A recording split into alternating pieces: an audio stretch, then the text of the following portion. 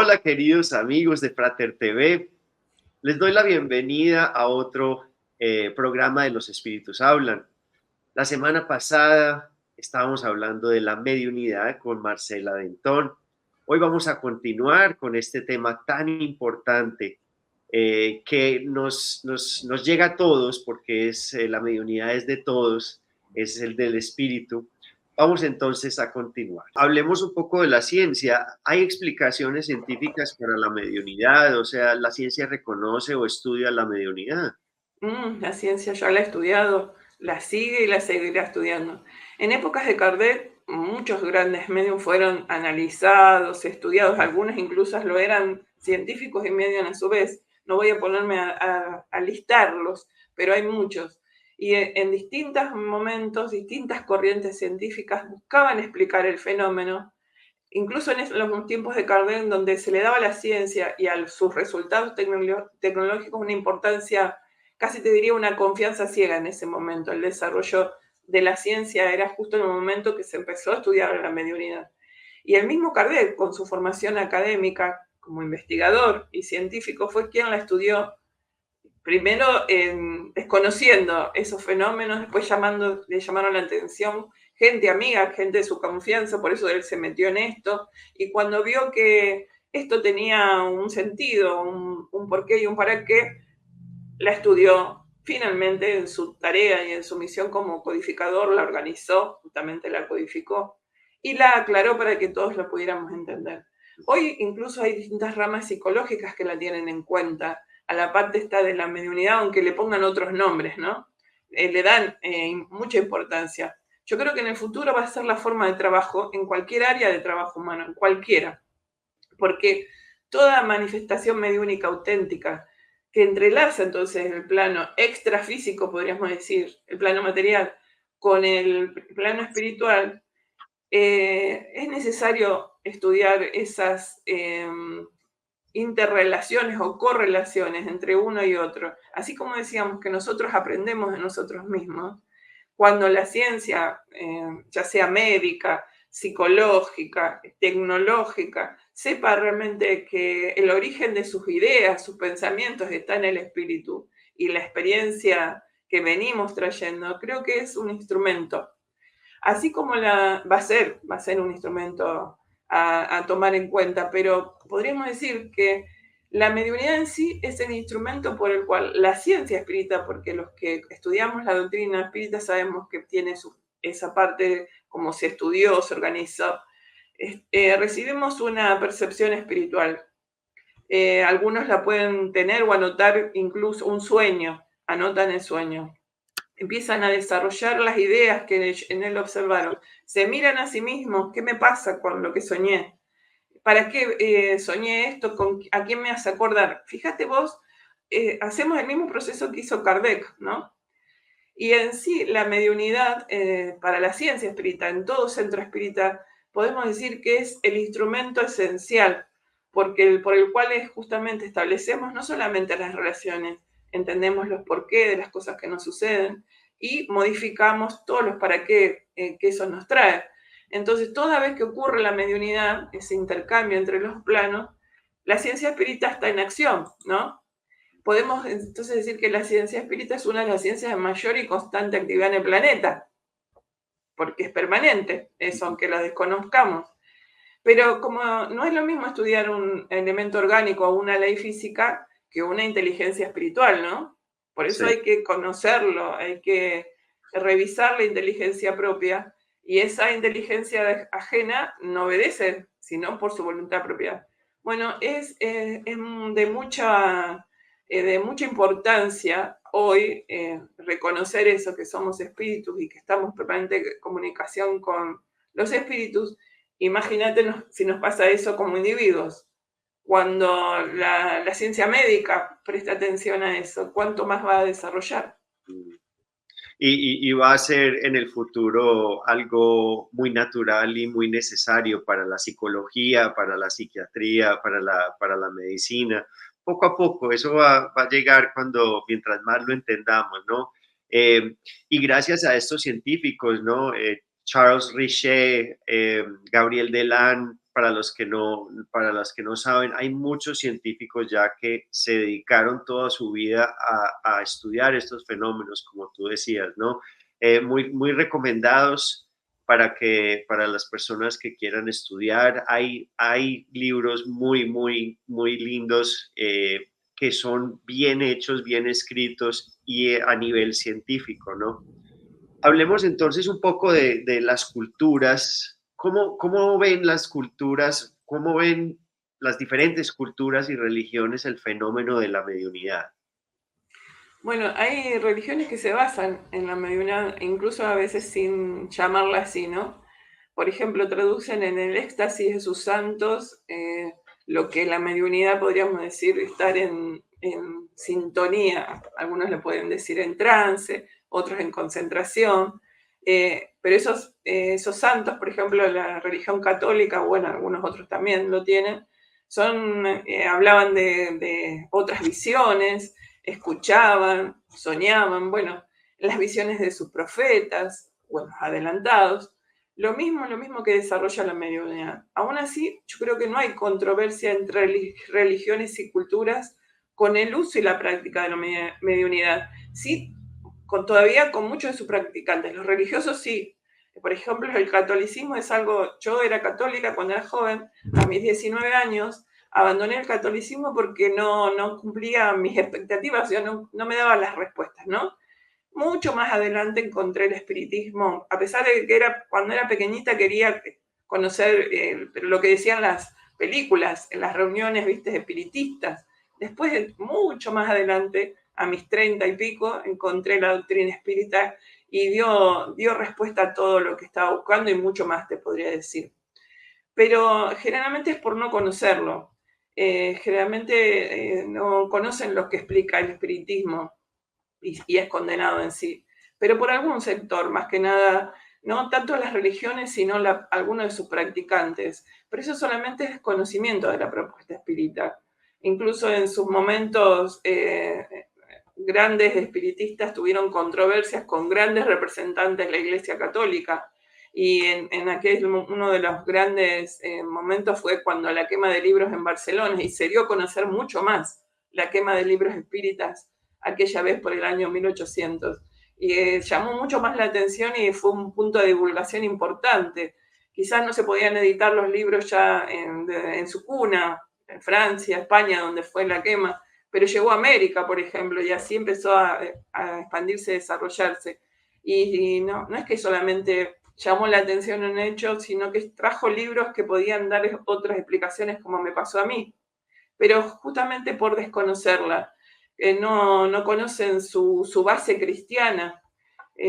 Justamente la base cristiana, también a veces entre los espiritistas hay alguna controversia al respecto, pero los mismos espíritus dijeron que Jesús es el mejor y el mayor ejemplo para la humanidad.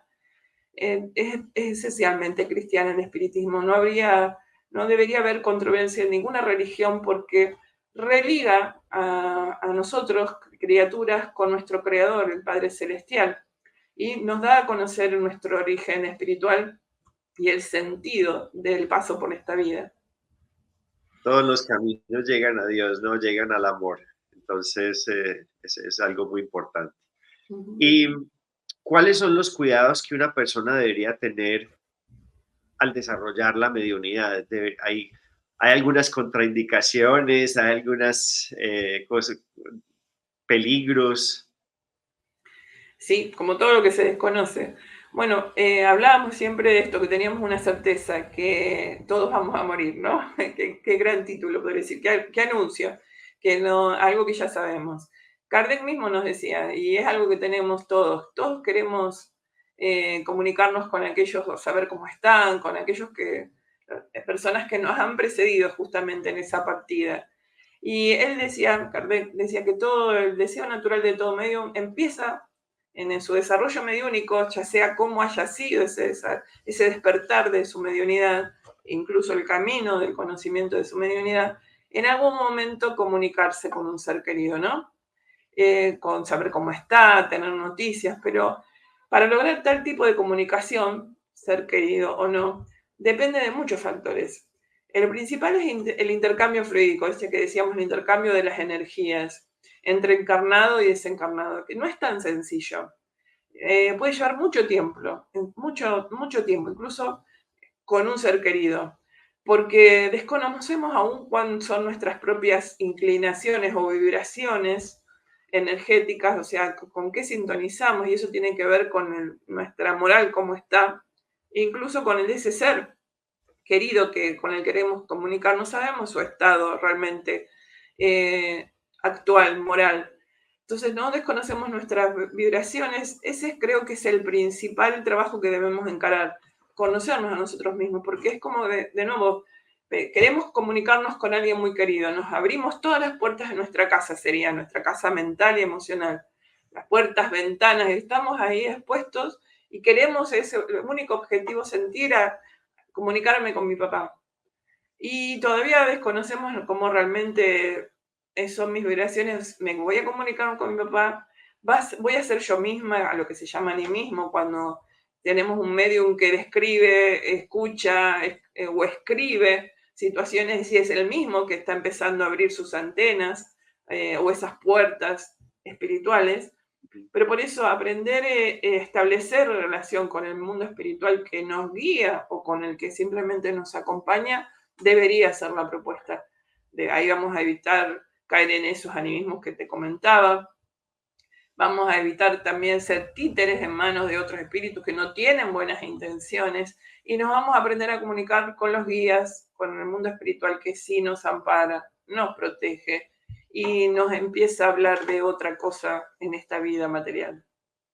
Sí, ¿no? Y hay que darnos cuenta que estamos en un planeta de pruebas y expiaciones donde la mayoría de los espíritus que están circundando a nuestro alrededor son espíritus imperfectos, ¿no? Entonces hay que tener mucho cuidado con eso, con el tema de la sintonía, de la antipatía, ¿no? Entender que soy yo el que llamo estos espíritus por medio de la sintonía, ¿no? Dime qué estás pensando y te diré qué espíritus están a tu lado, ¿no? Entonces, hay que, como tú decías, hay que vernos en el espejo, el autoconocimiento, la reforma íntima y decir, bueno, yo soy un negativo o siempre estoy pensando en adicción o siempre estoy pensando en rabia o cólera o resentimiento o culpa. Todos estos sentimientos están activamente llamando por sintonía a diferentes niveles de espíritus, ¿verdad? Ujú. Porque la moral del medio no es la que determina la comunicación, pero sí el tipo de comunicación. Y ahí está todo. Ahí está todo. Sí. Y bueno, en tu opinión, para terminar, ¿cómo puede influir la mediunidad en el bienestar mental y emocional de una persona? Bueno, un poco es esto, que decíamos, el desarrollo de la tarea mediúnica nos empieza a dar, a pulir el espejo en el que nos miramos. Entonces, ese espejo va a reflejar, y cada vez lo vamos a pulir más, va a reflejar cada vez más quiénes somos a través del desarrollo mediunímico. Más allá si me decido a contribuir con algo hacia la humanidad para otro, o en mi casa escribiendo libros, no sé, por ejemplo, con buenas ideas, o mejorando mi atmósfera, mi atmósfera espiritual en mi casa, el ambiente de mi casa. No solamente nos conecta entonces con quien en verdad somos, pero si no tenemos esa posibilidad de hacer algo más, solamente para mí, ¿no? El propio desarrollo íntimo o la propia renovación moral, sino también para alguien más. Ese punto podría ser un punto de partida muy interesante, como un objetivo de todo ser humano, que todo aquello que le haga bien va a ser mejor bien si es en pos del bien común, porque el verdadero bien es el bien común. Eso lo vamos descubriendo a medida que vamos entrando en esto de que soy espíritu y los demás que me rodean también, encarnado o desencarnado. Entonces, lo que me hace bien seguramente le va a hacer bien al de al lado. Sí, nos vamos Pero, a sentir sí, mejor, ¿no? decime. Sí, sí, decime. No, no, no, que muy, muy importante lo que estás diciendo y es poco a poco el ir entendiendo las leyes divinas para ser felices, para estar en paz, para estar en armonía, para estar tranquilos con nosotros y con otros, ¿no? Ujú. Es eso, fíjate, si digo, yo sintonizo con solamente seres que piensan como yo, y lo siento, negativa, densa, pesada, siempre me enojo, caigo en mal humor enseguida. En cambio me doy cuenta, no, voy a renovar mis emociones íntimas porque quiero estar en una atmósfera de espíritus más adelantados que yo, o por lo menos que quieren buscar el desarrollo íntimo. Por ejemplo, descubrir eso y buscar ese contacto con esos espíritus más adelantados, aquellos que nos guían, que nos amparan a todos, no me amparan a mí sola, sino a todos, que buscan el bien común ese que hablábamos, nos amplía la visión, nos amplía nuestra búsqueda, nos amplía nuestras metas personales, nos despejan de nosotros esa memoria dormida de adquisiciones pasadas, porque empezamos a desarrollar otro tipo de búsquedas íntimas, de búsquedas internas, que si nos conectamos con algún recuerdo de alguna adquirencia intelectual interna, de golpe nos da gana empezar por ejemplo, aprender un idioma. Ese aprender un idioma nos lleva a conectarnos con otras personas que no estamos cotidianamente intercambiando o conociendo. Nos lleva a otro ámbito. Bueno, a nivel espiritual, emocional es lo mismo. Nos da amplitud de miras, nos lleva a otros caminos. Nos habla entonces de esto que vos decís, nos cambia la mente, la forma de pensar, la forma de querer a otros, de intercambiar relaciones con los demás desde otro lugar, nos pacifica internamente, emocionalmente nos amplían las emociones, nos calma. Si todos queremos ser felices, vamos a buscar nuestro desarrollo íntimo, ¿no? Si la búsqueda de cada individuo es su propio progreso, podemos decir que la mediunidad entonces tiene como objetivo principal el del progreso de la humanidad, porque nos relaciona con los demás. El medium ya no va a tomarlo para sí esa cualidad, sino va a ser en servicio de otro. Y el que lo recibe va también a aprender a ver su vida de otra manera. Un espíritu una vez dijo que la felicidad se formulaba con una fórmula muy específica que tenía que ver. Y era una ecuación así que si sacaba uno de los elementos, la felicidad era imposible de alcanzar, que era fe, caridad y fraternidad. Y son tres puntos que la doctrina espírita nos enseña a conocer en profundidad. La fe, esa que mueve montañas, como decía Jesús, aunque nos parezca la imagen demasiado grande, pero entendemos que la fe mueve las montañas más íntimas y más sólidas que tengamos en nuestro interior. La caridad, que tiene que ver con esto, decíamos, de los demás, la relación con los demás. La caridad es mucho más que dar, es mucho más amplia. Y la fraternidad, que se desarrolla. Si somos buenos médiums, el servicio va a aparecer en nuestra vida y vamos a entender realmente lo que se trata la fraternidad. Y entonces, esos tres elementos sumados unos con los otros nos asegura la felicidad. Qué bonito, qué bonito. Gracias, Marcela. De verdad, se nos acabó el tiempo. Quería agradecerte de todo corazón por participar, por traer y esclarecer estos temas tan maravillosos y tan necesarios e importantes, ¿no? Para todos los que nos están viendo, muchas gracias por apoyarnos. Suscríbanse a nuestro canal. Es así que nos pueden ayudar. Compartan este episodio con sus amigos, familiares. Tal vez les sea importante, tal vez les cambie la vida, tal vez ellos puedan entender.